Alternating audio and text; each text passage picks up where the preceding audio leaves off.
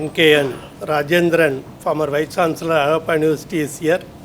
He is our regular resource person, and also he is the historian by way of having national activities. Good morning to everyone. Learned Vice Chancellor in absentia, and he is going to join us shortly. And Director, UGC-HRDC, Pondicherry Central University, Professor Ramalingam, and principals of different colleges, faculty members, ladies and gentlemen. In fact, Professor Ramalingam did not give me much time even to think. He asked only one question: "Sir, will you address the principals on Saturday?" That was perhaps on Friday or Thursday evening. And before I could conclude, "Yes, sir, you have always been coming to our HRDC. Please send your email ID." Then he sent the invitation itself. Within 1 hour, he has given the formal invitation. So I got committed to the whole thing. In fact, NEP is a national education policy. Earlier we had new education policy. We should not get confused with all this nomenclature. This is called National Education Policy 2020, because that is the year in which it was approved by the Parliament. And then the nomenclature of MHRD also changed to Ministry of Education. And very renowned scholar, scientist, Dr. Kasturi Rangan chaired this committee and came out with, a draft in 2019, which was ultimately approved in 2020, and that is the reason why it is called NEP 2020. So NEP, Professor Ramalingam was very generous in saying I was in several committees, but I was asked to address both with fellow Vice Chancellors at the national level as well as state Vice Chancellors in Tamil Nadu as well as online, because you know very well this was rolled out during the COVID period.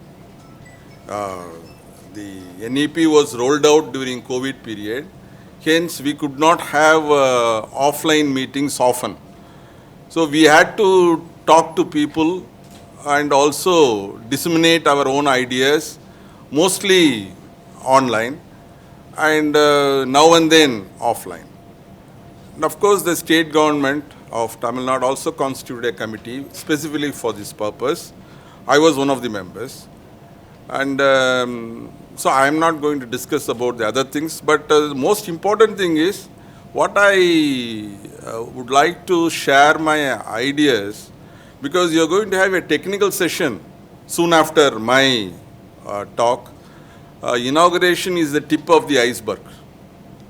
So like an introduction of a chapter or a book. So you cannot expect everything in the introduction. Similarly, though I am aware of some of the provisions of NEP, since you are going to have technical sessions soon after my talk, they are going to talk to you from Curriculum Development Cell of Pondicherry University, and other experts also will be joining you. But I thought the knowledge system of India is an important aspect that we would like to understand first. Sometimes what happens is, as a professor of history, I always believe that knowledge of the past is not dangerous, neither it is unwanted. For a simple reason, if you do not know what took place before you were born, you will remain a child forever. This is a statement made by Cicero, the Roman jurist and orator. And this is, in fact, it is true. If you get up this morning and find all the data in your hard disk, that is your mind, is simply wiped away, and your mind is as fresh as vegetable. You don't have any past because you don't want past. And what will be your first question in the morning? Because you are sleeping in the same place with the same relatives. But there is no data in your mind, which means past data. But what will be your first question? Who am I? Where am I? Will you be able to ask that question? That is the question. Because whether we will be able to speak at all first. Language also is past. Language also is past. So we go back to the very beginning of the human civilization itself, where we will not be able to speak at all. So we have to evolve our speech. So whatever we have inherited, our culture, our traditions, our language, and the social aspects, the political structure, the economy, whatnot. Everything has a lineage and a continuity. And hence, this particular NEP is very comprehensive in one nature. So to say, this is the first time I find, because you have several commissions that have been launched. And it is true that the British were responsible for introducing the modern education system in India. There is no doubt about it. So whatever we are now studying at the school level or at the higher education level, we owe particularly to Lord Macaulay. Lord Macaulay, who introduced in 1835 a minute, which was adopted by Lord William Penting, and then it was implemented. And you may ask a question also. You may ask a question whether we had a knowledge system prior to the colonial system. The answer is yes. The answer is yes. Because if you try to understand our knowledge, evolution of our knowledge system, we can divide this into pre-colonial, that is before the coming of the British, the colonial education system during the British, and post-independence. After we got independence, what is the education system that we have? And there is a difference. There is a difference in trying to understand our knowledge system, because education is the backbone of any society for that matter. The societies you call today legacies of Rome, legacy of Greece. When we say legacy of Rome, legacy of Greece, it is not the war that they fought, but what intellectual attainments they have made. Their own, say even today in political science if you study, or in constitutional history if you study about a state, the Greeks contemplated about the state. Right from Plato to Aristotle, they contemplated about the state. So, similarly, the Roman legacy, what we call Pax Romana, which means Roman peace, and that has been adopted by Pax Britannica, by British peace, by the colonial masters all over the world, of course. So, this is again a kind of a legacy that we have inherited from the world civilizations. But however, India did not lag behind in the knowledge sphere. That also we should try to understand. This particular NEP, if you read the introductory part of the NEP, you will understand that they want to situate and in the socio-cultural milieu of Bharat. The word they use is Bharat. So, which means India. The Indian tradition, Indian culture, they want to incorporate the NEP. The reason why I say this is there is a dividing line between the pre-colonial education system that we had, knowledge system that we had, and colonial knowledge system. You may also ask a very vital question, whether this knowledge system that we are talking about is say equity and also accessibility and excellence.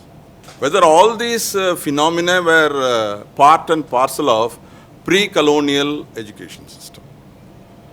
When we got independence, we had, according to Bharati says, Bharati, who was very much a part and parcel of Pondicherry, he says 300 crores in one of his statements. 300 crores, 30 crores, I'm sorry, I'm stand to correct, 30 crores in 1947. But it is not a universal education that we had. But at the same time, equity, if you ask about equity, you take say, Kalidasa. Legend says Kalidasa was not from the upper echelon of the society. He is not from the upper echelon of the society, but he is a pastoral, he is from the pastoral community. But the courts, kings, as well as the general public accepted what Kalidasa produced as a world-class literature. So you can very well say the component of equity is very much there. So history is very important to understand. Say we see the movie of Kalidasa, we forget about it. But most important thing is an illiterate, as well as a fellow who could not write or read, all of a sudden how he can produce world-class literature, that is not possible. That is not at all possible. Of course, there are certain ingrained traits or certain qualities that come out. Even in Tamil, you have Kambaramayana. You know, Kambaramayana was produced by Kamban. Kamban uses a word. The word is Tumi. Is there any from Tamil literature? The Tumi. Is it right? Tumi he uses. But Tumi is a word is not used in Tamil literature at that time. Not by Tamil scholars. So eyebrows of all the Tamil scholars were raised when Kamban used this particular word Tumi. And he thought it came to his mind, he used it. The next day, there was a old lady selling buttermilk. She started churning her pot. Suddenly, the drops from the churning fell out. She used the word to me when these drops fell out. This is used not by scholars, by a common lady. And this was observed by his adversaries as well as by Kamban. And later on, people say that was none other than the goddess herself came in the guise of a old lady. So this is a legend created. But yet, when innovativeness comes out, when creativity comes out, it comes out from the mind of individuals, which has no precedence for that matter. So you cannot simply question and say, ask for precedence, ask for usage. That is the most important thing. And hence, we may say that as far as knowledge is concerned, knowledge is cumulative in nature. Knowledge is cumulative in nature. Your ideas may come, fresh ideas may emerge. But knowledge part is always cumulative in nature. And that is the reason why that Kalidasa must have heard a kind of a knowledge system that enabled him to access knowledge, disseminate knowledge, produce knowledge. And that is how he became famous. It is not all of a sudden. Which means he came out of a kind of a marginalized section of society who produced a world-class literature. Even in Ramayana, they say, the person who wrote Valmiki, again legend says he is a waylayer. That is how they say. We do not know whether these legends are true or false. But there is some ingrained or grain of truth in all these statements. But what I am trying to instill or trying to tell is that there is a quality of or a kind of gesture from the society. If you produce knowledge, if you produce excellent knowledge, the society, irrespective of its gradations, ready to accept. You understand? This is the point that I am trying to drive. So this is the society that we had. There is no doubt about it. And similarly, you tell about universities. If you read European system of knowledge evolution, only in the medieval period we come across universities emerging in Italy, France, in England, Padua, Bologna, Paris, Oxford, Cambridge, only in medieval ages. But even, say, Nalanda, for example, or Taxila, or Kanchipuram, you have foreign scholars coming to India and interacting. So, by and large, if you look at the society, I am not talking about only the northern part of India. If you take southern part of India, Tamil Nadu, for example, how do you understand Tamil history or Tamil society? Not through archaeological excavations, which is going on now, like Kiredi, for example. But basically, we understand Tamil culture, Tamil tradition, Tamil polity only through Tamil literature, the compendium of Tamil literature, what is known as Sangam literature. And Sangam literature is the pinnacle of the zenith of Tamil literature, which means if you want to trace it, you have to go back very deep into the evolution of that literature or language as well as script, which means Tamil society has been a knowledge-based society and Indian society has been a knowledge-based society, and they excelled, they led in the fields of science and philosophy. They excelled in the fields of science and philosophy. You know, German scholar Max Muller, who translated Vedas coming to Oxford, he never visited India for that matter. He never visited India. But Max Muller, after reading the world literature and knowledge system, he said where the human mind has attained its zenith, and which sky, he asked the question, which sky, under which sky the human mind has attained its zenith. And he gives the answer, it is only in India. So Max Muller need not have an axe to grind, but still he has understood the literature, philosophy of India, and then he has made this pronouncement. So basically when you look at, similarly you have Muslim scholars, for example, you have Al-Biruni. Al-Biruni is India. Al-Biruni, who came to India along with Muhammad of Ghazni, he was captured at Kandahar. He was brought to India. He stayed in India for 10 years. He wrote Tarikh-ul Hind, which means translated into English as Al-Biruni's India.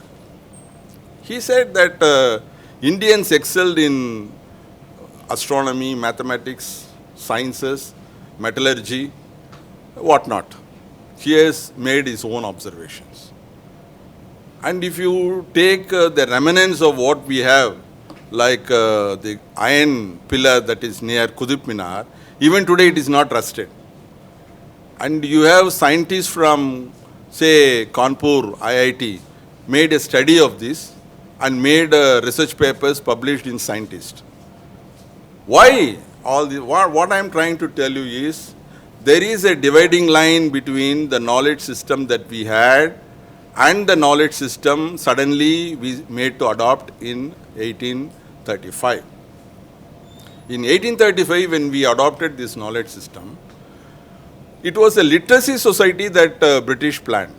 It was a literacy society. What do you mean by literacy society? 3 R's. There is a skill also involved in it. Reading, writing, arithmetic. Reading, writing, arithmetic is what we call 3 R's. And we excelled in it. Till my own times, I have witnessed people who say I am a matriculate. During those days, they used to draft in an impeccable manner. Their draft you cannot touch. He is a AR or DR in a university. He is not a graduate. But the drafting you cannot touch. And that is the kind of skill they have developed, both in the English language as well as in the regional language. And in fact, education was skill oriented. Education was skill oriented. You should not, because the very reason why they wanted Indians to get education, because the British wanted Indians to help them in running the administration. For example, when 1 lakh was set apart in 1813 for the revival of Indian literature, the main reason was that judges wanted to interpret the Hindu law. They want to have a in-depth knowledge of Hindu laws, Hindu literature, Mohammedan law and Mohammedan literature. So that is the reason why they want to have Indians get educated particularly. And of course, Wood's dispatch, that is called Magna Carta of Education. That is what introduced the modern grants in aid system in India. 3 universities were started, 3 presidency colleges were started. Of course, the present university system of Senate and Syndicate, which was the act of Curzon. We always curse Curzon for partition of India. But he was the one who enacted Indian Universities Act in 1904. Not only that, you should know this because we immediately go into NEP without understanding how we have inherited this NEP. What are the ingrains of this NEP itself? You know what? He convened a meeting at Simla conference.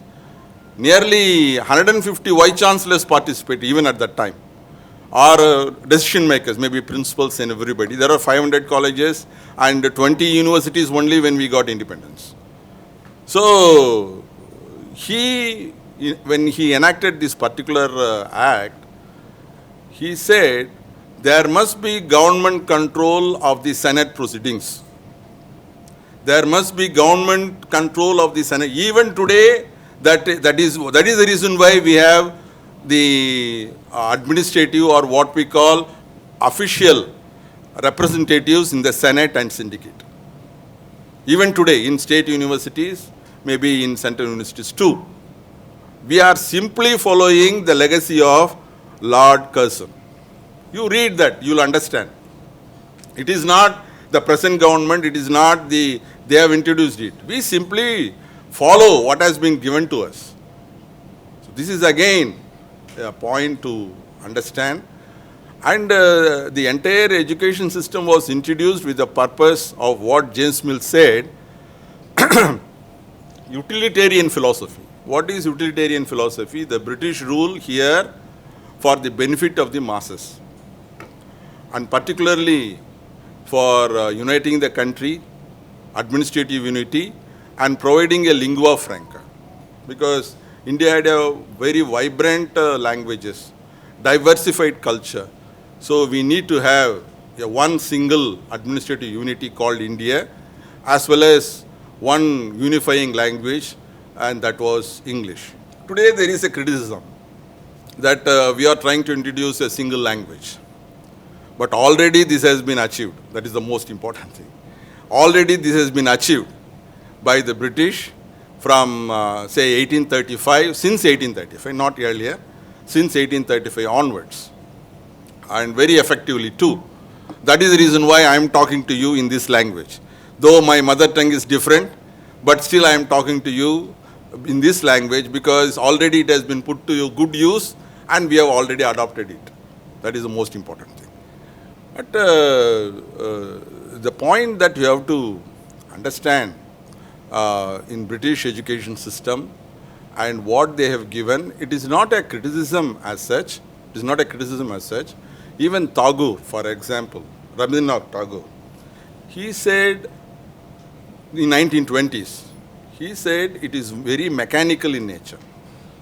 The system of education that we have is very mechanical in nature. It does not allow the students to explore and create a kind of imagination, creativity is not given. But what is given is you read and then you understand and reproduce. They want a skill, particularly reading and writing skill in English language is what is stressed. Another aspect that we forget, which is not in the text or somewhere, the British also controlled what our students should read or not to read. Government, there is a difference. When we say English education had two dimensions. One was the government run colleges and schools or institutions. Secondly, the missionary schools and colleges. And there were also private individuals who were also philanthropists who established colleges and schools.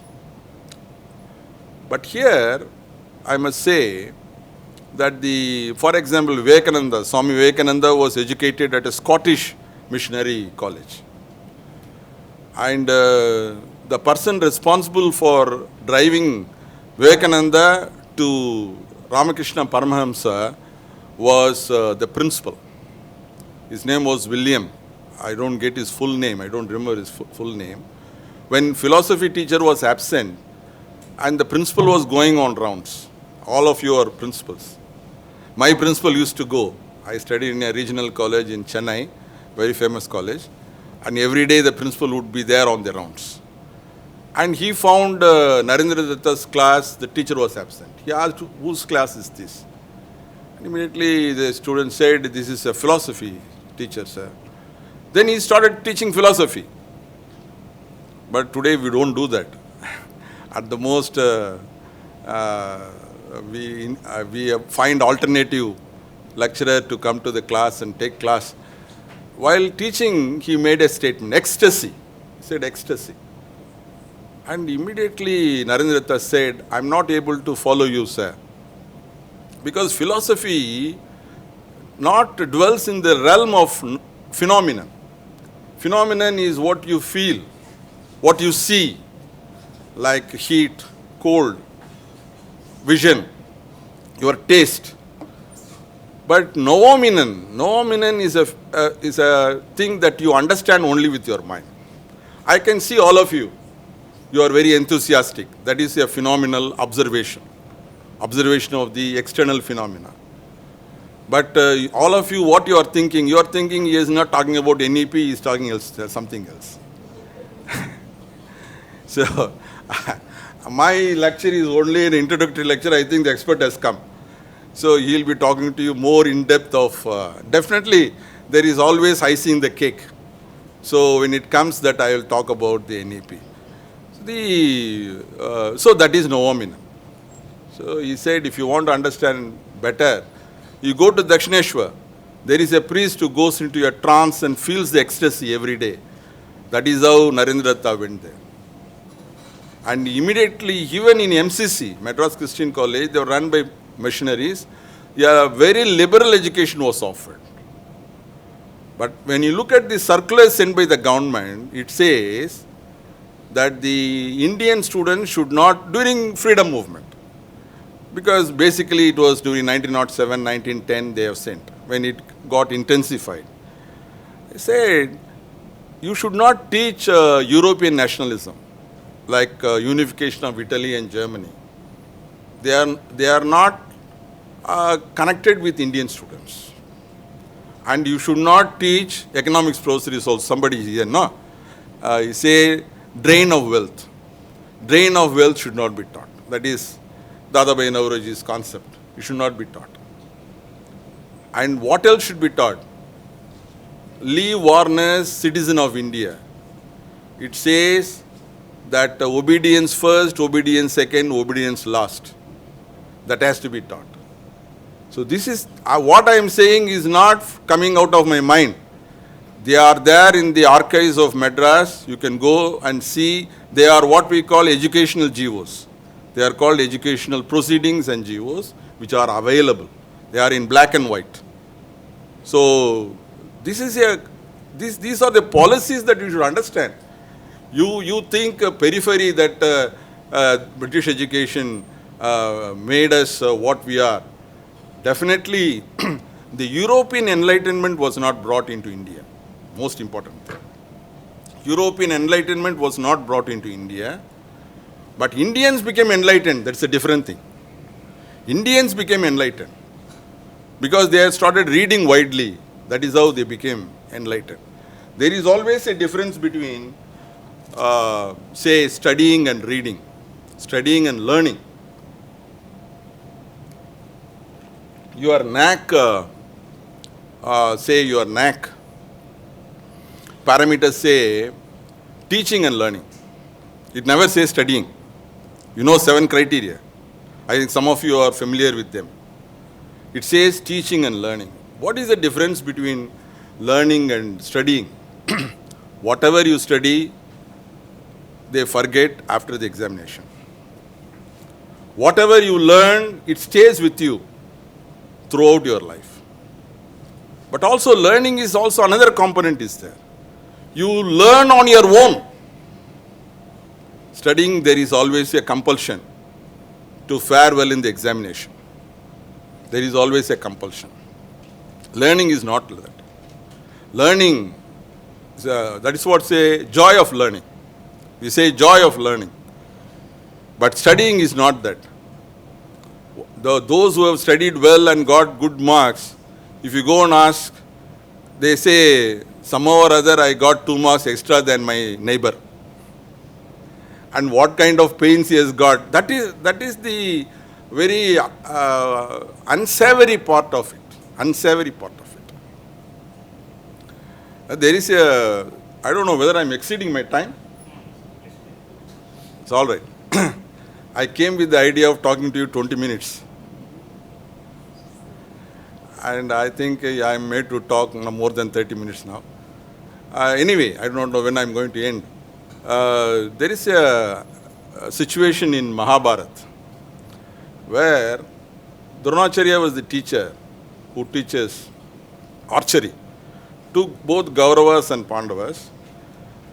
And the disciples, they always murmur. They say, why this teacher always praises Arjuna?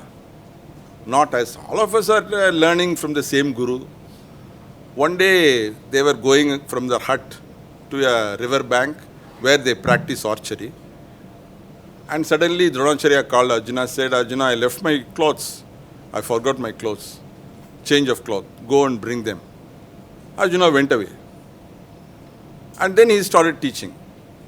He taught a sloka.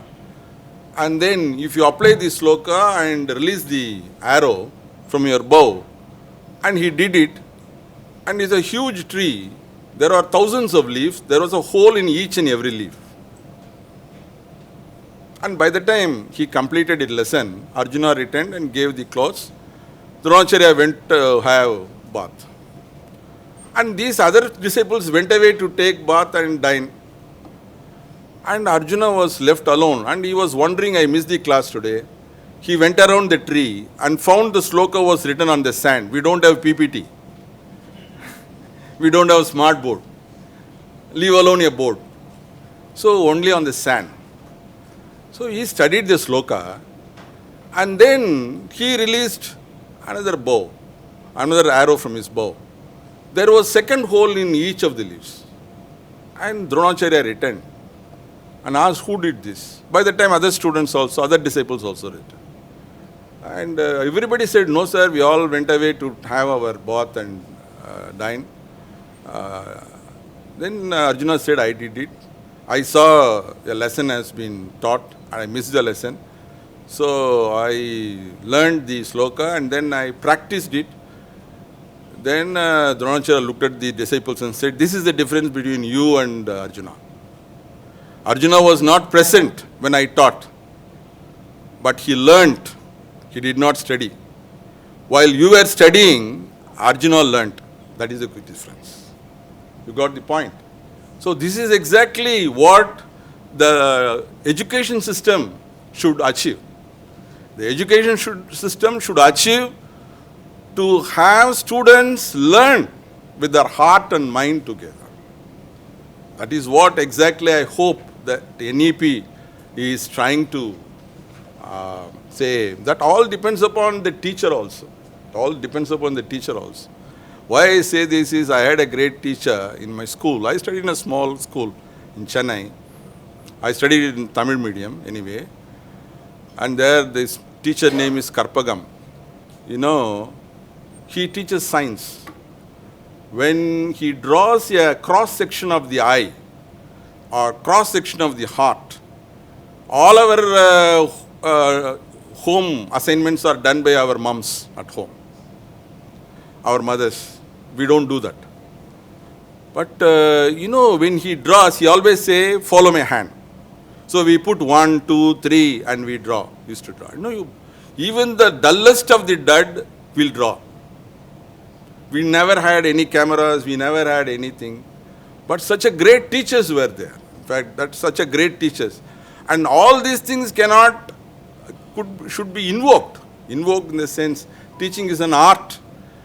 It comes from the heart and mind. It is not from your mind alone and words alone. That is exactly what is required at this stage. But after independence, we have a situation. After independence, we have a challenge. The challenge is, we had 20 universities, 30 crores of people, 500 colleges. So now it has increased to nearly 993, according to 2022 data, 993 and 40,000 colleges and more. So, our GER, we must, because all the developed countries have GERs not less than 70%. Our GER in 2005, can you imagine how much? Our GER was 11% in 2005. 11%. After 11 years, or 2011, it was 2005 it was 11%. 2022 we have reached 26.26. Today we have crossed 7 to 26.7 or 7.5 we have crossed, or 27 also perhaps. So the now our target according to NEP is we have to reach 50%. 50% in less than 10 years time we have to achieve this. At the same time, our challenges are many more.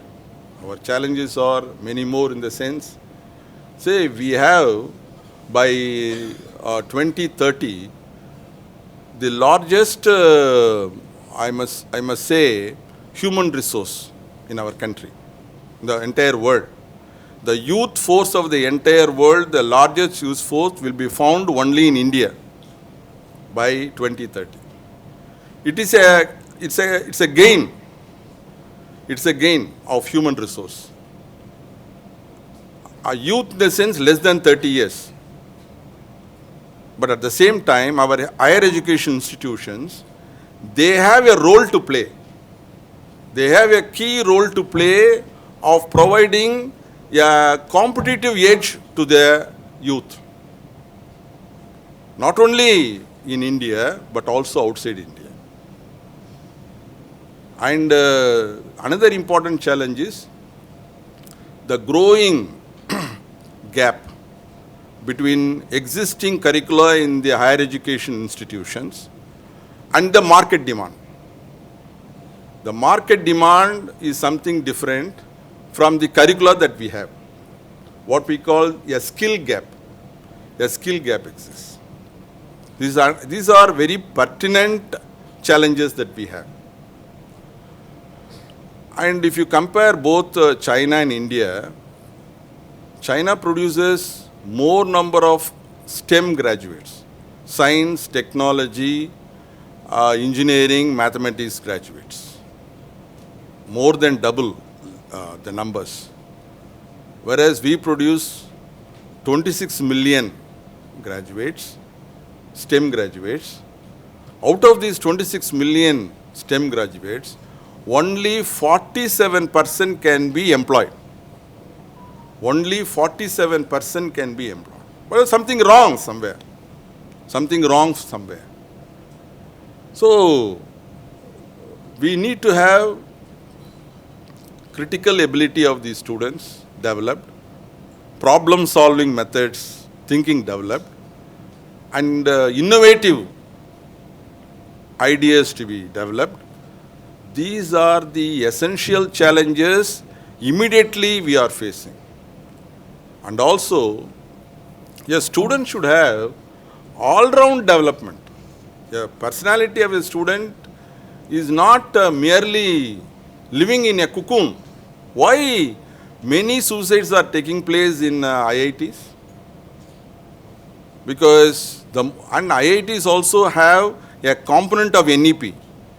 They have, each and every student should study a humanities subject compulsorily. So you cannot introduce science and technology in vacuum. You have to introduce science and technology only to the society.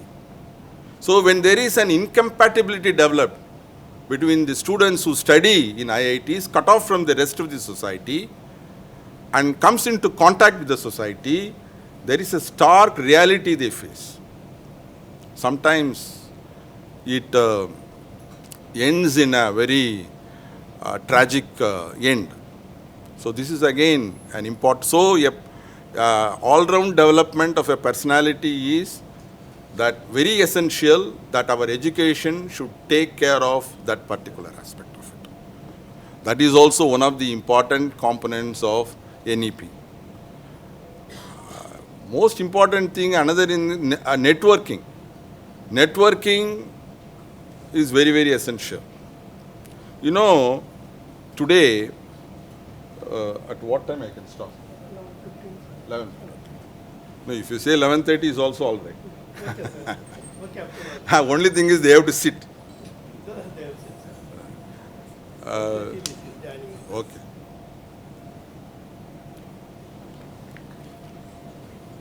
I was talking something. Huh? Networking, not networking.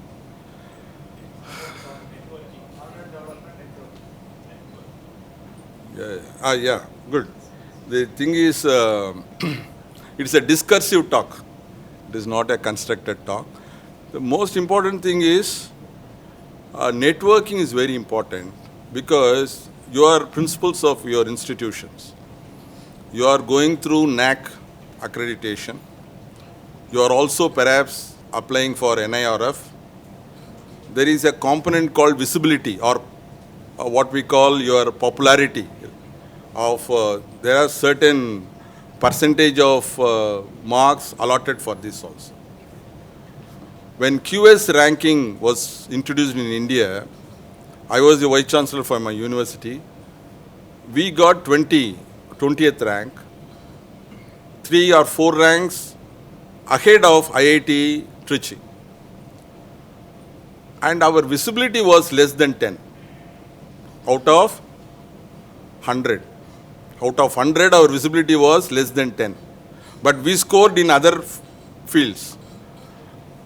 And if you take IIT Bombay, they scored 90 or 95% in visibility. So the foremost thing came to my mind is why we lack in visibility. Because you are somewhere in Ramnad or Sivaganga, so you do not know. That is not the question. That is not the question. So in 3 months, we have invited from 17 countries, 46 scholars all over the world, including top-class universities across the world. 75 Indian experts from IIMs, IITs, and leading universities across the country. The net result was when NIRF, they give all the parameters, actually. You can see all the parameters. We have improved our parameter in the next QS ranking to 43. From less than 10, we have improved to 43. Which means it's a kind of a network that you develop or visibility you develop. And without visibility, whatever work you do, you are a frog in the well situation. That is the most important thing. So, whatever components I have said, and in fact the NEP aims at facing these challenges, addressing these challenges. So, of course, another important component of NEP 2020 is, for the first time, they have taken into account school education as well as higher education in one single document. The final draft document has around 66 pages. First 30 pages devoted to school education. The next 30 pages devoted to higher education. And the kind of curricula that we are expected to have is multidisciplinary and transdisciplinary. I tell you why it is transdisciplinary later. Multidisciplinary in the sense that sometimes even among sciences, they will not allow their students to study the nearby sister sciences. So also in social sciences. Though the choice-based credit system introduced in India for the simple reason that there must be a kind of elasticity of the mind. What Amartya Sen calls argumentative Indian. You had that quality, not only in European nations, but also here we had. But unfortunately, overtight compartmentalization of knowledge system has made our students experts in one branch, but not in the branch of knowledge. Is there any physics professor here? Anybody physics, sciences? There are technocrats also here, sciences, all right. No, physics, oh. So there is a question coming. No, I'm not, I'm a historian, please be rest. So I'm not going to ask anything in physics. Though I was a science student, my interest lies in science. I was teaching science and history of science. There is an encyclopedia of science and technology, 12 volumes. Kindly read those 12 volumes, very interesting. Anyway, the point is Sir Isaac Newton. Isaac Newton was asked a question, how is it that you stand so tall among scientists? He simply said, I stand on the shoulders of the giants who preceded me, which means cumulative knowledge. You have any idea whether Sir Isaac Newton is associated with history? You have any idea? No idea. Okay. No, I learned. There is a book by Da Vinci Code. Da Vinci Code, a popular book and a bestseller. It came as a movie.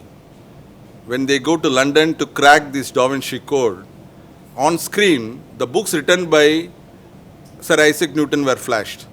One title caught my attention, that was chronology. Chronology is always associated with history. So I came home and tried to Google and find out. It says, Sir Isaac Newton authored a book called Chronology of the Ancient Kingdoms Amended.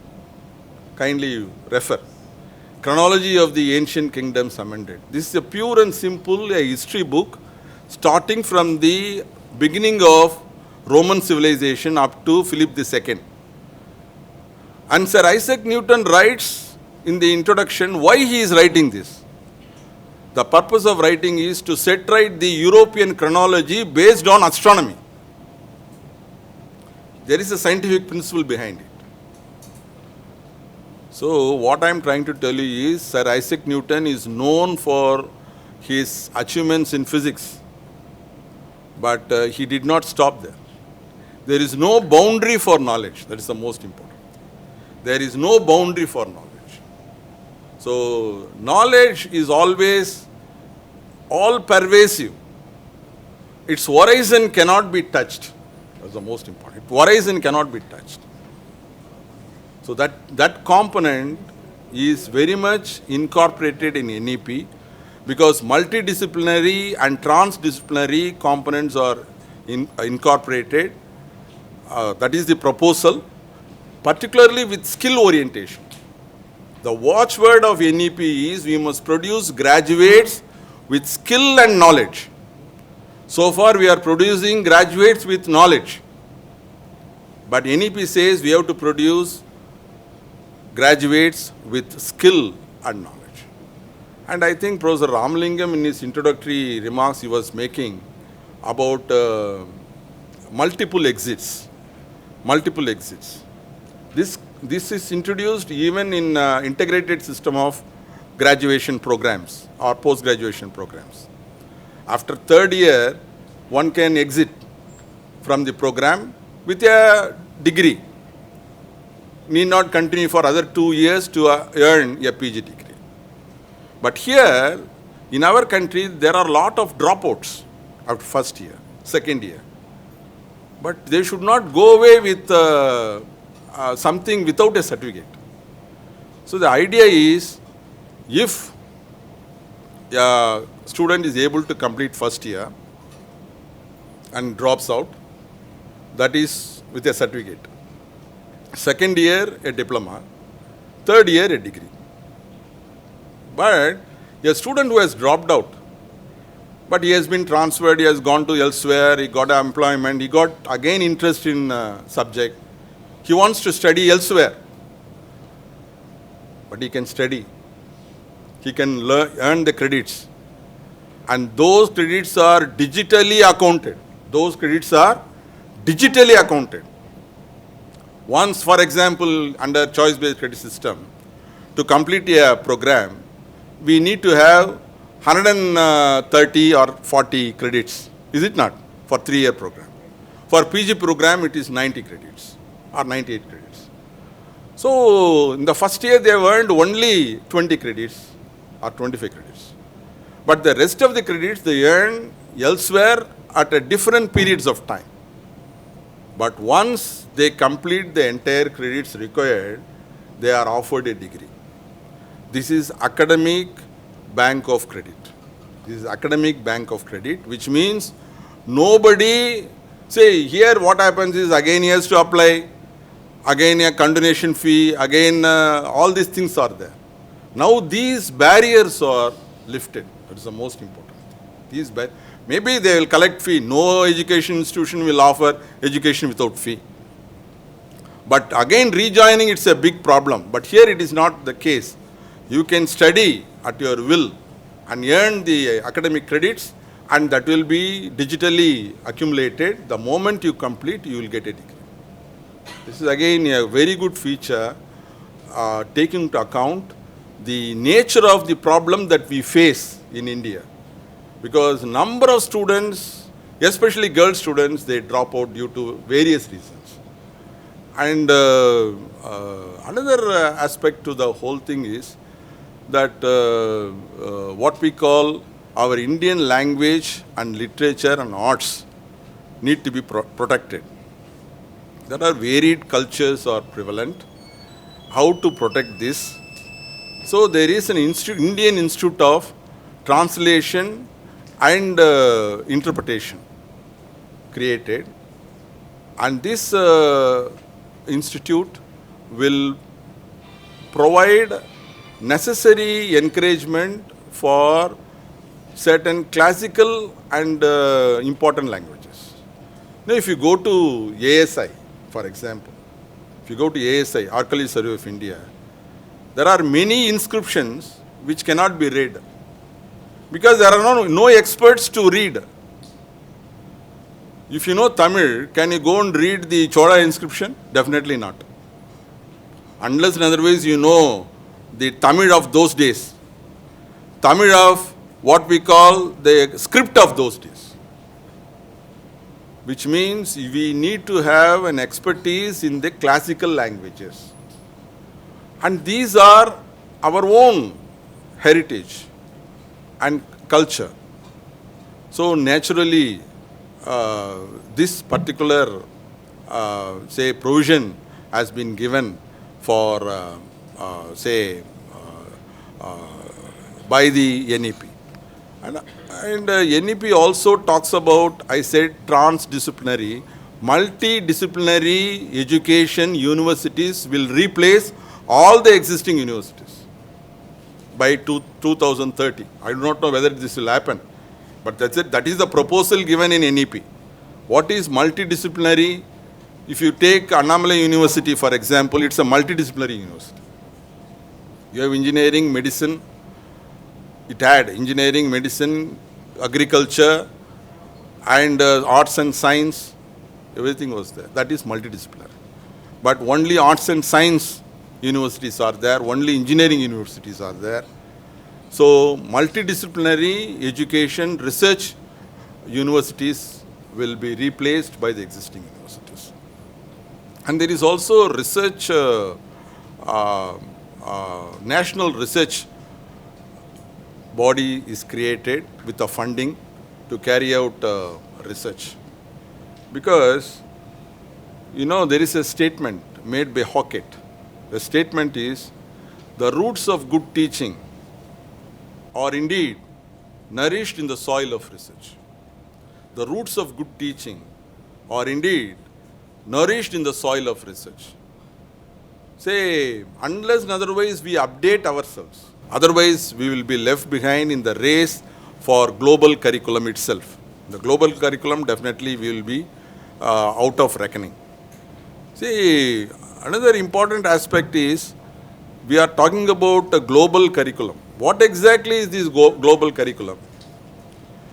Say, global curriculum is that different fields are there. For example, engineering, medicine, and say literature, and law for that matter. Say, many people now, they go to inner temple to study the Latin version of the laws in the law books. One of the lawyers saying, there is an article also on this, because they are not able to understand what is now, because we do not read Latin. So this is again, because law requires a technical way of understanding phrases.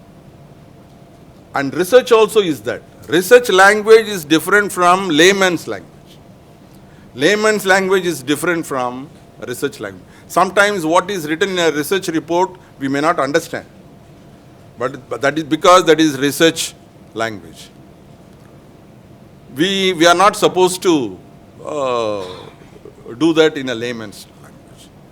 So that component also is very essential, and hence we have to borrow, and not borrow, but adopt the practices of teaching and learning, and also the curriculum that is very essential for global standards. If you do not adopt for global standards, naturally our education system, our graduates will not be find a better place in the global market for employment. That is the most important component that we should remember. And these are some of the features that we find in the, there are other features also. ODL is there, evaluation methods are there. But when I started way back in 1976-78, we were introduced semester pattern. We introduced semester pattern. Till then it was annual pattern. So most of the teachers, education were saying, what is this semester pattern? Every 6 months we have to conduct examination. Today it has become order of the day. All of us do. We are used to it. Similarly, when we got introduced to choice-based credit system, again this credit, what kind of credit system we have to follow, what is this credit? And we are now most across India, particularly in these regions, I think credit system is being followed. And one of the important aspect is, again, we are always reluctant to come out of their comfort zone. We are always reluctant to come out of our comfort zone. What we are used, always we feel comfortable. What is new, we always feel reluctant. But you have to face one reality. The younger generation is more quicksilver in their thoughts, in their actions. If we do not update ourselves, if you are not adapting to the new circumstances, definitely we will be left high and dry. And of course, NEP is trying to instill in this. We have old structures, but these structures served well. I do not deny it. I have come from old structure. The structures served well. But what is required today is overhauling these structures, refining these structures, introducing new components. Tradition always links us to the past, and our requirements are in future. Future is always dynamic and changing. So NEP is also of that nature. Thank you very much. Now you are all having the time to get the blessings from our esteemed Vice Chancellor. You are all witnessing for the past around 6 years how the university is getting the dynamism.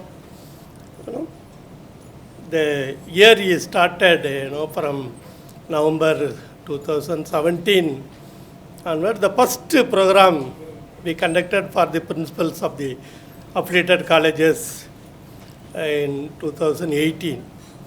There he carefully listened all the principals, what are all their queries, what are all their expectations.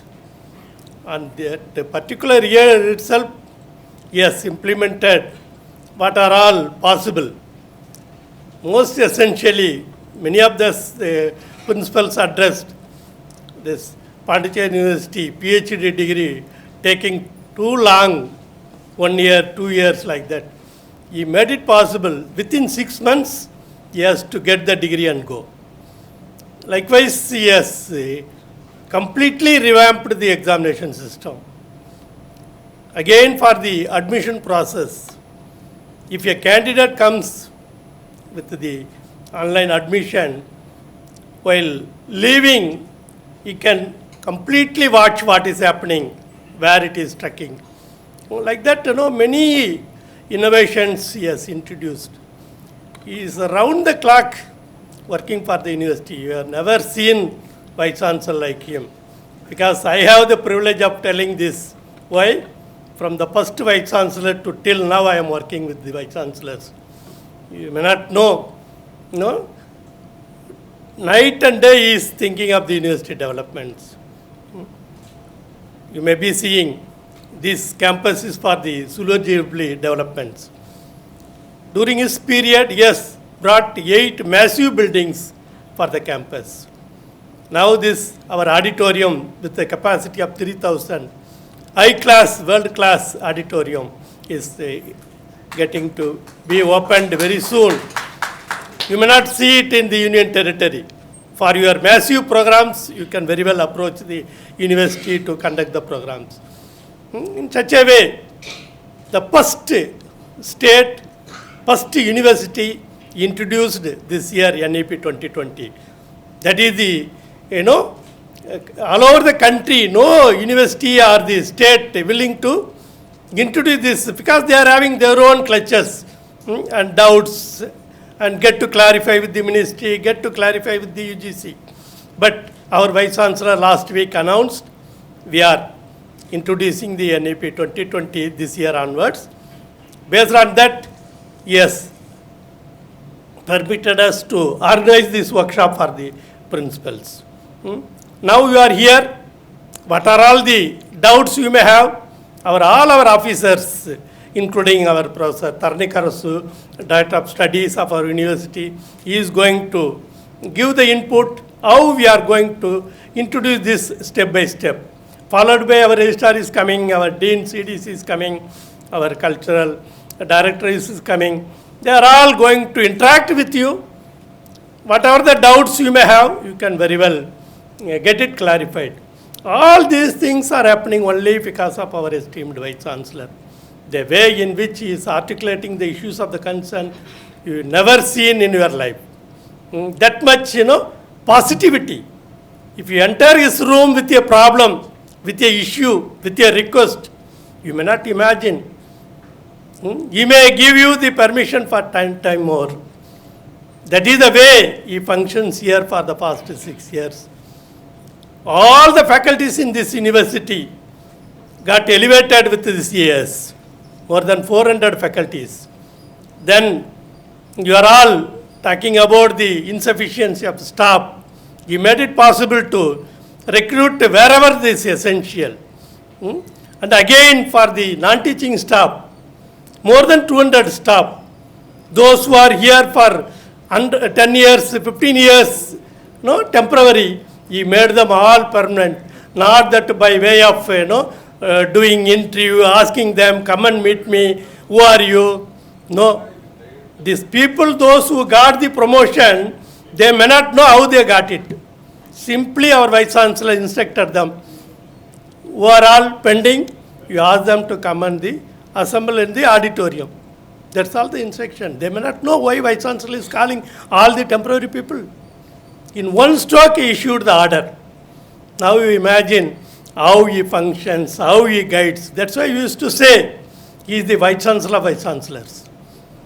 If you meet him, whatever the problem you may have, simply he will give the solution. You may feel that positivity, how he energizes. That is the reason Government of India asked him to take care of this Gandhigram Rural University also. They requested him for only 1 semester, but the 3rd semester is running. They say, sir is saying, no, kindly relieve me.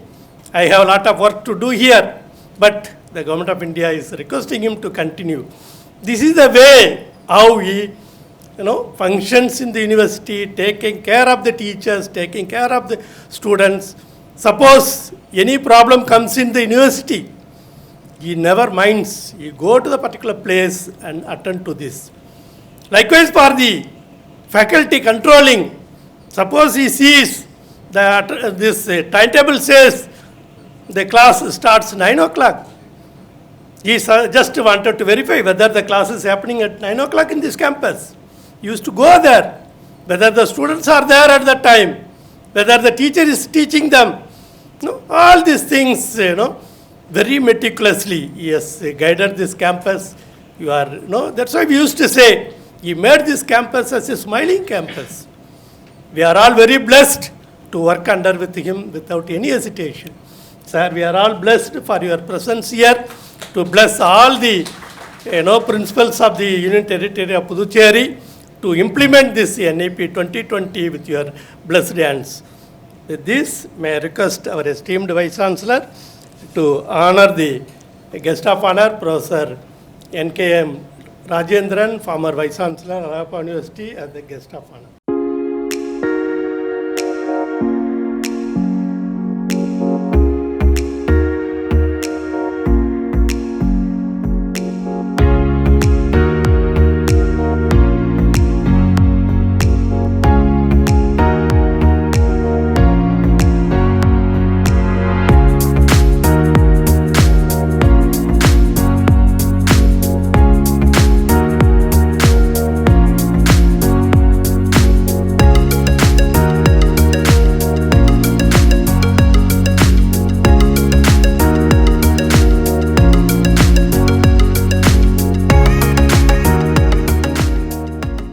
Very good morning, friends.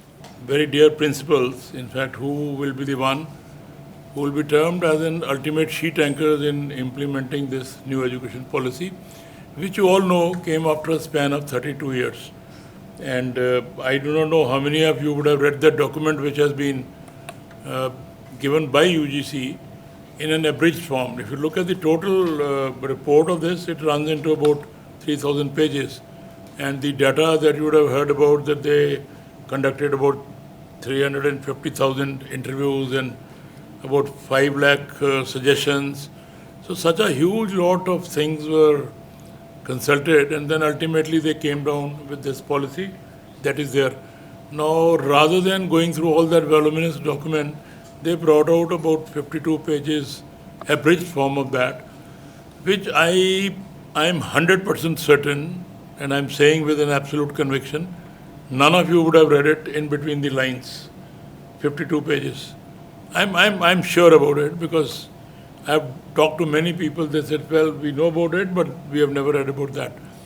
Now, it's a difficult thing at times because you are used to certain style, you are used to certain kind of curriculum, you are used to certain kind of examination system, certain kind of admission system. We have never heard of a thing which will be a deviation from this. And when I talk about those deviations straight away, you will say, how is it possible? How could we do that? In a country like ours, which has a very huge number of students, we just can't do it. That's about it. So you're right, your doubts, your problems in your mind are justified. I'll take you to 2-3 things. I don't remember the exact year, when we were shifting from our routine banking system, where you would present a check, somebody would come with a huge ledger, he will open your account, verify what money is there, he'll initial it, pass it on to the second table, third table, fourth, and somebody after 20 minutes will come, sir, your signatures are not matching. And then he'll say, well, try it again. Then you will again sign it, another 20 minutes, they'll say, no, it's okay. And for a check to be in cash or a money to be deposited, you would be wasting about 30-40 minutes. And there'll be a huge rush in banks. The ambience was horrible. You would stand there, you would sweat. There won't be an arrangement for water, there won't be an arrangement for sitting. Then, at that very time, 5 years before this, I had happened to be in Germany. I'm talking about way back in 1981, where a colleague of mine with whom I spent about 2 days in a small place called Mainz, he went with me to a bank. He put that check and he says, now you just watch, the check will travel, you could see where is it going, and the money will ultimately come out. And there was a glass window from where I saw the check traveling, and through some light sensors it went. Everything was done in a span of less than 2 minutes, and at the final window, he had his Deutsch marks coming out. So I was wondering, is it a possibility or am I having a kind of a dream? So this gradually was brought into our banking system. When this came in, this is where I'm taking, and I'll take about 10 minutes in the entire talk of mine. It'll be in the form of a capsule for all of you. We all thought that computerization, you would have remembered very vividly that bank employees went on strike. Oh, computerization, half of us would be rendered useless. We'll become jobless. And this is the ploy of multinationals and this and that. And then the great communist levy of our country stood up. No, we will go on a strike. We'll close the banks. It's a this, it is that. It is not going to be a success. We have electricity problem. We have this, we have that. Lot of dust. Computers will not work. That's it.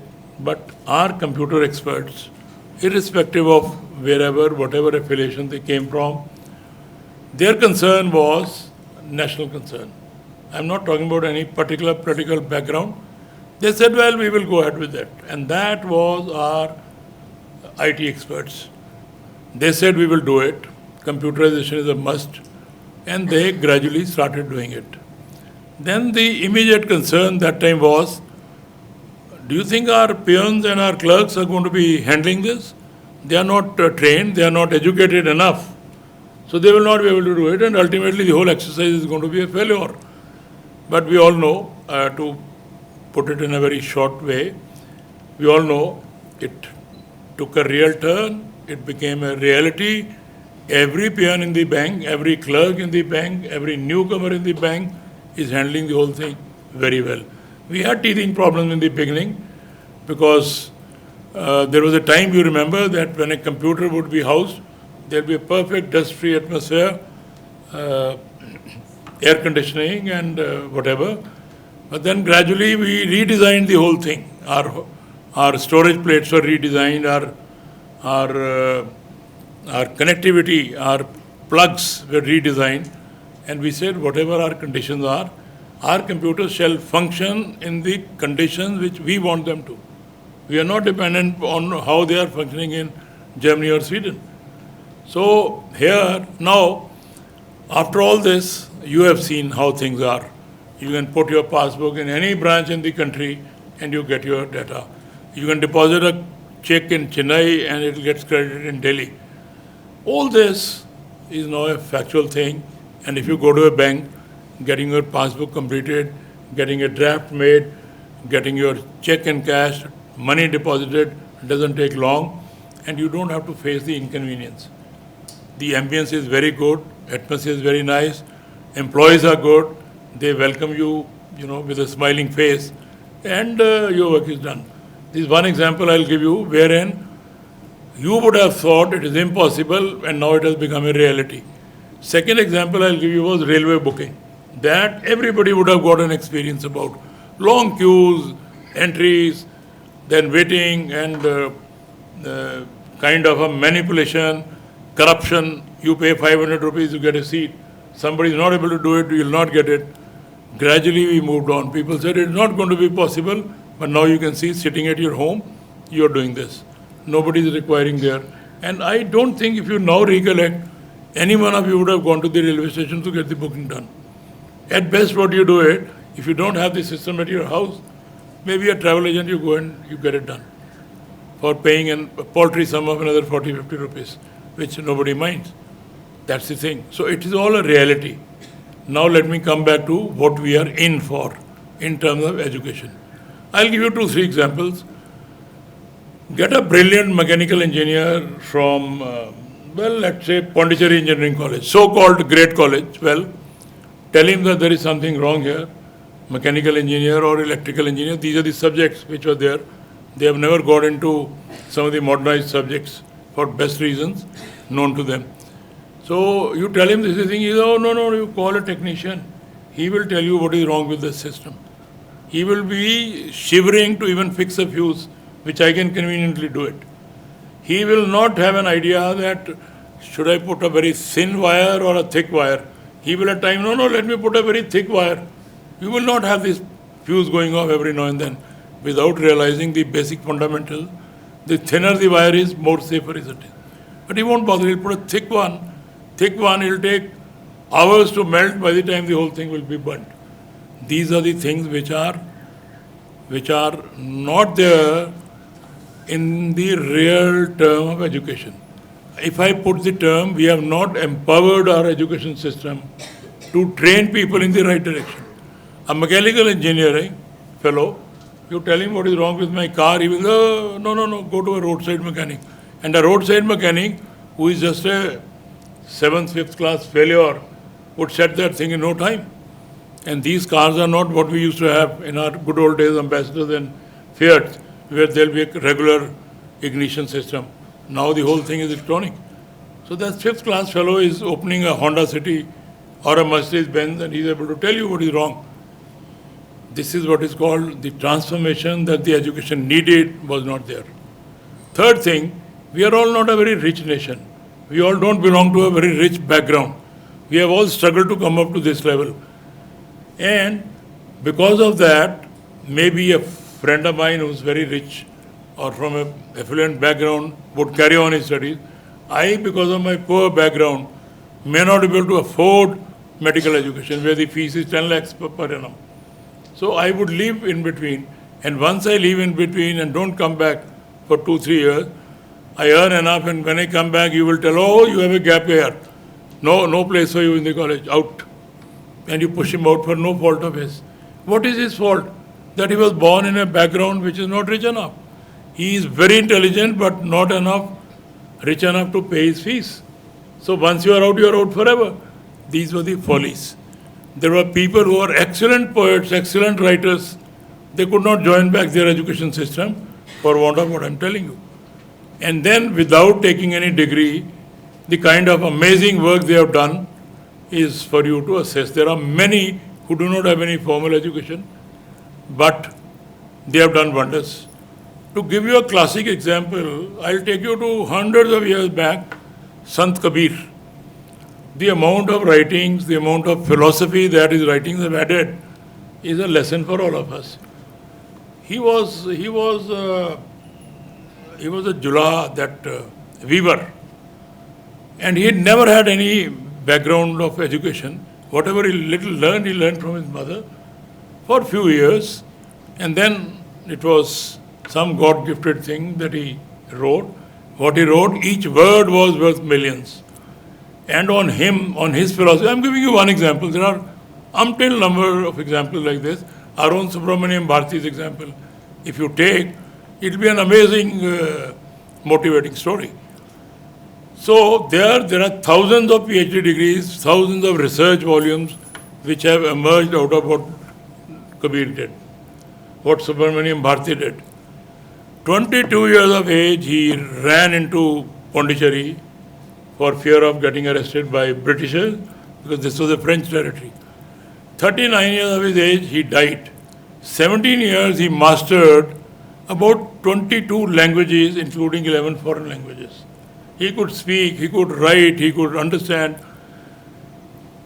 What is it? There was something. And then whatever work he has done, it is before us. Mahakavi Subramaniam Bharati. Majority of work was done here. But how many of us have ever looked at him with certain reverence? We would say, well, he was not a doctorate. He never went to Cambridge. So we had a mindset of assessing something in certain style. That is what we needed to give up. One more example I'll give you, and then I'll come down to what I'm going to talk about. I was in Switzerland in 1981. I was a young lecturer. I had not much money, but then some fellowship was given to me, and I was traveling in Zurich Lake on a huge boat which is as good as a ship. I was taking some photograph with my simple camera. I never had the money to buy a sophisticated one. I was standing close to two Americans, very tall, handsome fellows. One was a professor of economics. This example I have given in many gatherings here when we talk about NEP. He was a professor of economics from Stanford, one of the finest universities in the world. And the other fellow was a carpenter from a nearby city. He had his carpentry factory, he used to make furnitures. But very rich man, richer than that professor, because of his business acumen. So I was standing and they were standing here. I was alone. So I was overhearing their talk.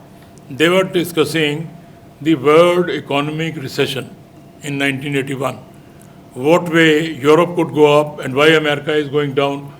These were the discussions they were having one-to-one. Who? Economics professor and a carpenter.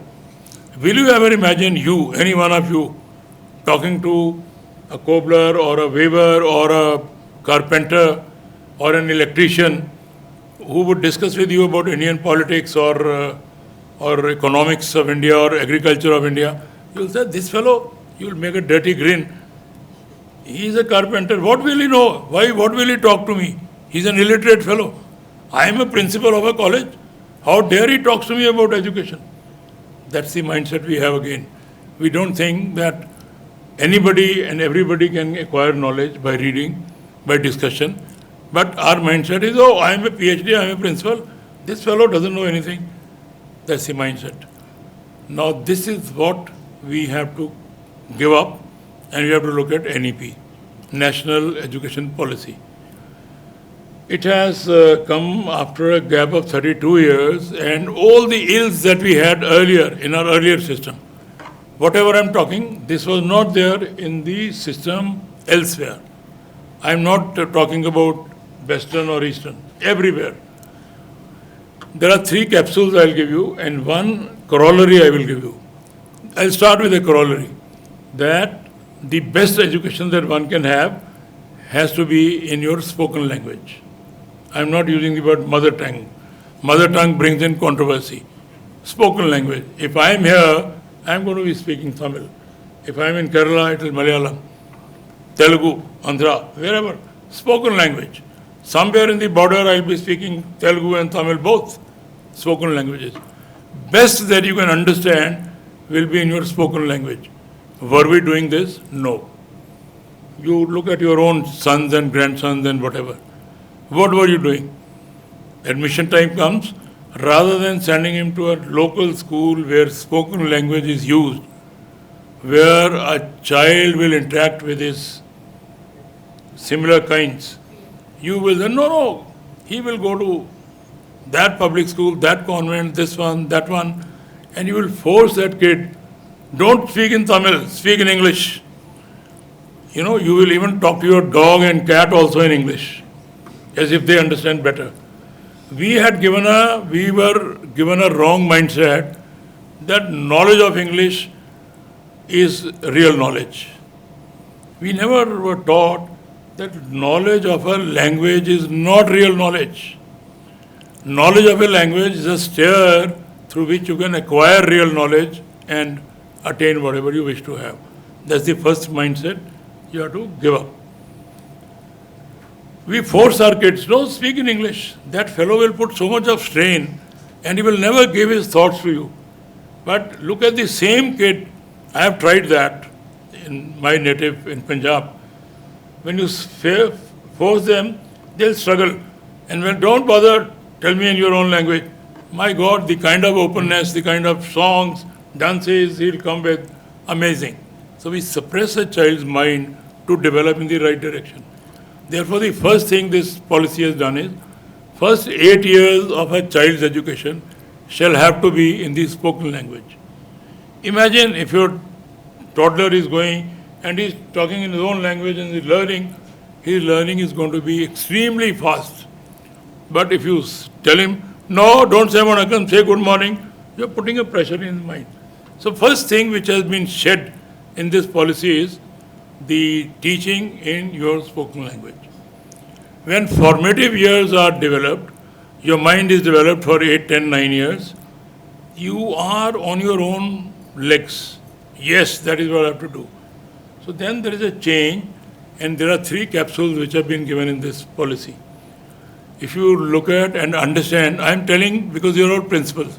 Had it been teachers, probably I would have given a different direction to my talk. So first, spoken language, importance of this. 3 other things. It is a policy which tells you, learn to leave. When would you like to leave? When would you like to enter? This is enshrined in this policy. Suppose I am in 12th class. I don't have enough money. I don't have enough right kind of circumstances. I am forced to leave education. Is it my fault? No, it is circumstantial fault. Somebody's parents die, somebody meets an accident. Anything can happen, person is forced to leave the education. Then what does one do? One starts helping the family or starts earning money and whatever. The moment somebody comes up to a right level after 4 years, 5 years, 6 years, and one likes to go back to the system, you have been shunning him. Oh, get out, you are useless. You have a gap year. I will not give you admission. Now it is not that. Anyone can leave and anyone can join at any time. It will be like your banking system, which we are now familiar with. If you go to your bank after 10 years and you have never operated an account, you give them, they will immediately say, well, last you operated was in 10 years, we'll do this. Okay? And in the older system, they'll put a ledger from somewhere full of dust.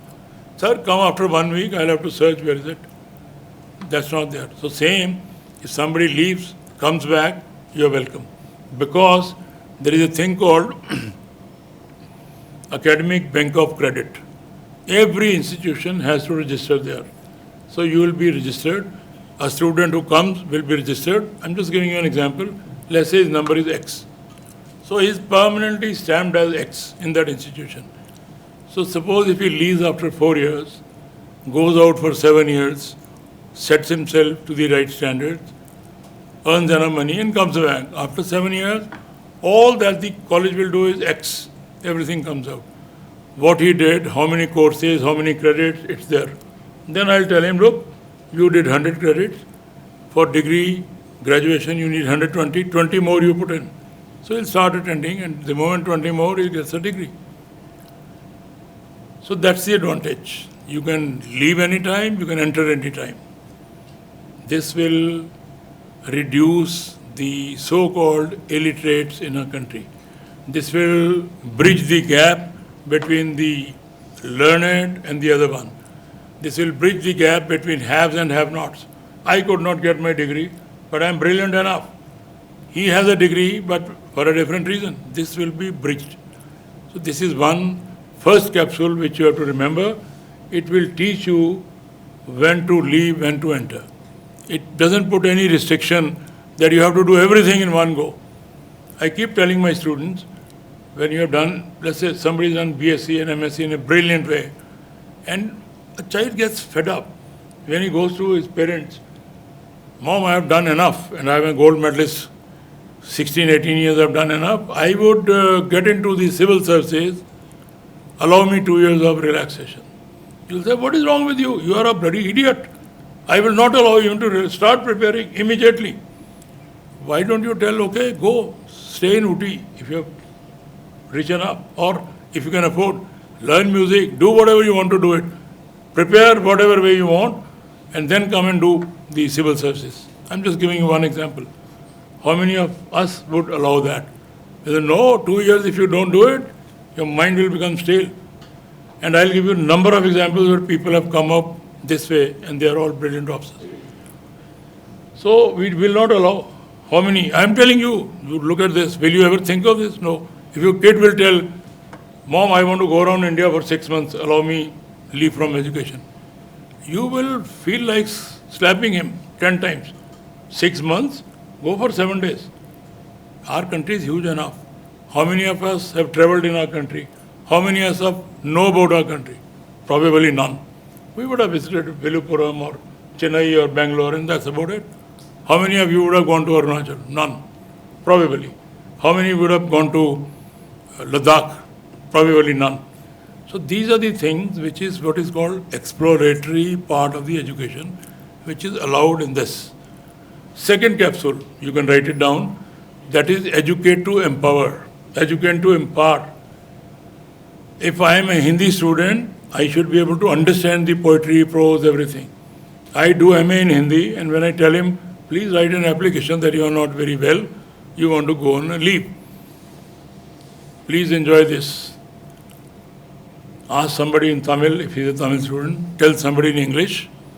I face this music every second day when I read the notings. You know, he didn't done anything. Such language I read. And I asked him, what did you do? Sir, I did English honors. If English honors fellow is not able to write an application without a mistake, what good is it of this? I am English honors first divisioner. I am not exaggerating. You come and read my notings which I get from my staff. Painful. I tell them, if you are not able to do it, please take help of someone. But don't write such blundering language. It happens. That is what education we are providing. I have given you one example, but you tell Tamil student to write, and the kind of mistakes he will make would be shocking. This is what we require to get out of it. So this is our education. Second capsule is educate to empower. If it is poetry, one should understand. If it is prose, one should understand. And this syllabus is designed in a manner that there will be a lot of skill-based capsules for this. The third capsule is learn to live, educate to empower, and teach to transform. We are teaching. I am not again exaggerating. You go to your classrooms, look at the way teachers are taking classes. You can come down to my university as well. A brilliant gold medalist of physics, when he starts teaching, he doesn't bother whether the last bencher is able to hear him out or not. When he starts writing on the blackboard, he starts from north, and by the time he finishes, he lands up in south. Why can't we write in straight line? Nobody has told us. Why can't I write bigger letters so that you can read it? If my letters are very small, will you be able to read? No. But he'll write as if he's writing in his copy. Why? Because we have never told him. This is what is called teach to transform. If I'm a teacher, what should be my volume? What should be the size of lettering? What should be the kind of lesson plan that I'll have? Have you ever bothered? You tell me. I don't know whether you have attended your teachers' classes or not. I do it. I walk across and listen to what our teachers are talking about. Whether they like it or not, I do it. And sometimes you are amazed. Somebody who is teaching history would not know about the subject that he's in for, and he'll start teaching about British calendar, which has no relevance to what he's teaching. And when you talk to a person, he says, sir, last 2 months I could not read. I am never prepared. Who is stopping you from preparation? Sit for 2 hours in the evening and do it. But we don't prepare, that's what I'm telling. We live in our glory. I am a gold medalist of physics, therefore I don't require anything. But when you tell him basic thing, he starts shivering. This is what is called teach to transform. We should be able to provide what we are meant for. If I'm an electrician, I should be able to do my job. If I'm a mechanic, I should be able to do my job. If I'm a computer typist, I should be able to do it. If I'm an electronics engineer, I should be assemble a computer. That is what is going to be the third capsule. I don't have much time, otherwise this is a subject for which one can go on and on. So if this 3 capsules and corollary that I have given is kept in mind, you will find that our education system will not be what it has been. It is in for a big transformation. So if you support, if you understand, and if I tell you please register for Academic Bank of Credit, and instead of doing that you'll say, oh, who is going to do this? Who is going to maintain? Who is going to work on computers? Then you will not be helping us. But if you support us, yes sir, we'll do it, don't worry, tell us what is to be done, then this policy will be a grand success. One more thing which I could have given it, suppose I join mathematics honors, not because I'm interested, but because by hook or crook, I got 99% marks in that, and my father will tell, parents will know, you're brilliant in maths, join that. And I'll repeatedly tell, look, I am not interested in mathematics, by mistake I have got this. I am very much interested in classical music. Allow me. Huh? You want to become a singer? You want to become a drummer? What is wrong with you? So, no, you study maths, we'll force him. Poor fellow will get into that. Or if I love my language and by mistake I have got very good marks in chemistry, he will be forced into that. I'll give you examples. This Indian Ocean Band's convener, what's his name? I'm forgetting. Indian Ocean Band, which is a very popular band. Some Raj, I'm forgetting. If you cannot tell me, then his father was Professor Mohan Ram, a professor of botany. And his son was a student of chemistry honors with me. And he would always play drums, this, that, and he would tell, I would be having my own band when I get into the career. And his father will get a stick. He's a very celebrated botanist, he used to teach us again.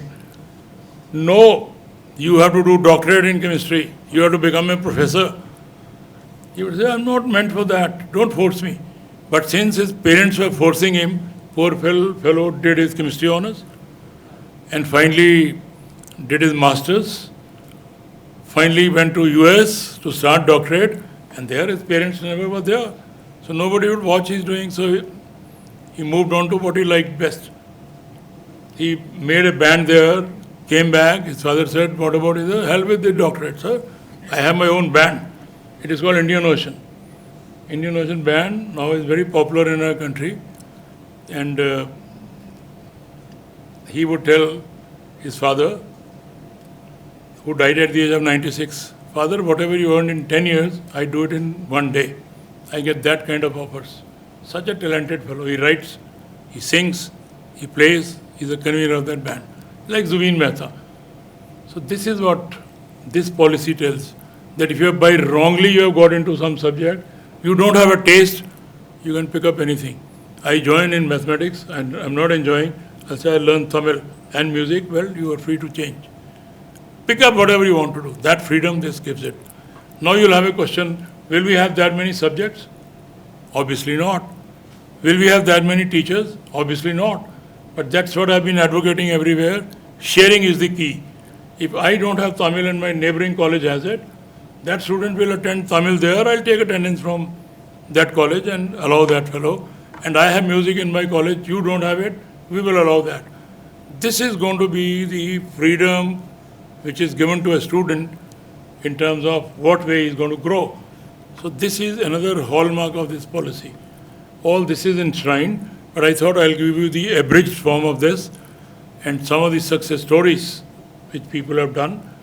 And if you keep this in mind, allow this policy to be implemented in the right way, you will find your country is in for where a professor of economics and a cobbler will stand together and they will talk about economics of leather industry.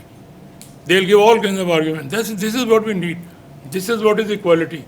This is what is called getting over of racialism or other problems. Once we have that, we are all going to be equal. I'll be giving same respect to everyone whosoever comes near me. This is another beauty of this policy. I thought I'll add more, but I too have certain commitments. But salient features I have given to you. If you keep this in mind and help us out, I am not giving you a direction that you do this. If you help us out as a principal, I think we are in for a good time. Thank you very much for joining. And Professor Punch told me there are 73 who have joined in numbers. It's a large number. And if you can take the right positive message, I think if nothing else, our place is going to be in for a good change. Thank you very much and God bless all of you.